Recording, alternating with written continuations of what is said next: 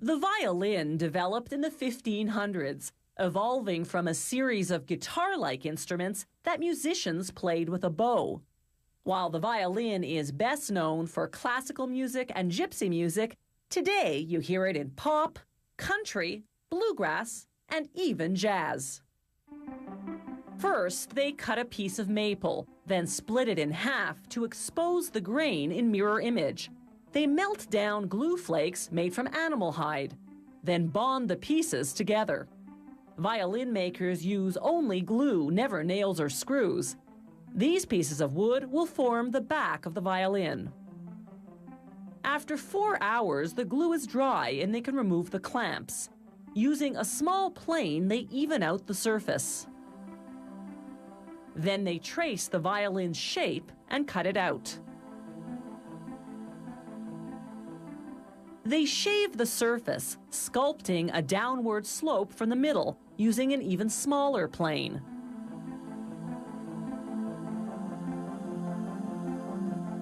Then they carve a groove along the circumference.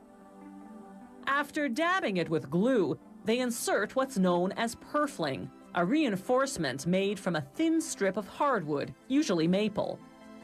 Finally, they carve the reverse side to the right form and thickness. Next, they make the sides of the violin, known as the ribs. First, they soak thin strips of maple or sycamore and press them against a heated bending iron to curve them. Then they glue the strips around a form, connecting them at the top and bottom and at the corners with small blocks of wood. They clamp everything together and let the glue dry for 4 hours. Next, they glue thin strips of wood, called counter ribs, onto the edge of the ribs. This enlarges the surface so that it's easier to glue the ribs in the back together.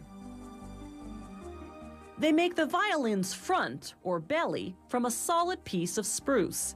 To the underside, they glue a spruce support bar called the bass bar.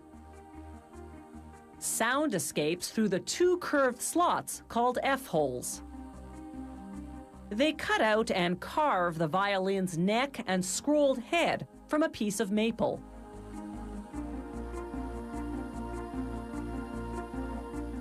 Then they glue it to the body.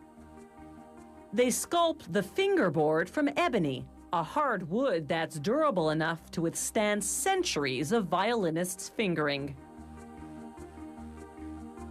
Using a tool called a peg hole reamer, they make holes for the ebony or rosewood pegs around which the strings are wound. They coat the wood with 4 or 5 coats of varnish, depending on the color, then polish it with several coats of oil over several days until the finish is shiny and silky smooth. Next, they insert the sound post. This little pine cylinder conducts sound and supports the belly against bowing pressure, so it's critical to position it in precisely the right spot between the belly and the back. It's not glued, but rather wedged into place. The bridge isn't glued either. It's held in place by the pressure of the 4 strings, which they feed through the ebony tailpiece and wind onto the pegs. The bridge has little notches in which the strings sit. The violin is finished. They make the bow from horsehair and a high-quality Brazilian wood called Pernambuco. They bind the hairs at one end with a strong sewing thread, then burn them and seal them with wax to prevent fraying.